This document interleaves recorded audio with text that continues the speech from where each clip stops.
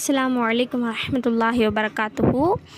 சுவர்க்கத்தினுடைய 8 வாசல்களையும் திறந்து வைக்கப்பட வேண்டுமா? இன்ஷா அல்லாஹ் இந்த துஆவை ஓதுங்க.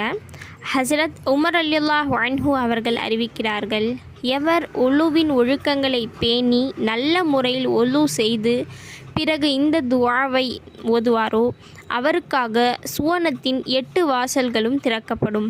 அவற்றில் அவர் விரும்பிய வாசல் வழியாக உள்ளே செல்லலாம் என நபி ஸல்லல்லாஹு அலைஹி வஸல்லம் அவர்கள் கூறியுள்ளார்கள். நம்ம ஏற்கனவே ஒழுவினுடைய ஆரம்ப துவாவும் இடையில் ஓத வேண்டிய துவாவும் பார்த்துருப்போம். இது கடைசி துவா. இதனுடைய நன்மை மிக மிக மிக பெரிது. இன்ஷா அல்லாஹ் ஓதிக்கோங்க. அஷ்ஹது அல்லா இலாஹா இல்லல்லாஹு வஹ்தஹு லா ஷரீக லஹு வ அஷ்ஹது அன்ன முஹம்மதன் அப்துஹு வ ரசூலுஹு. அல்லாஹும்ம ஜஅல்னி மினத் தவ்வாபீன வ ஜஅல்னி மினல்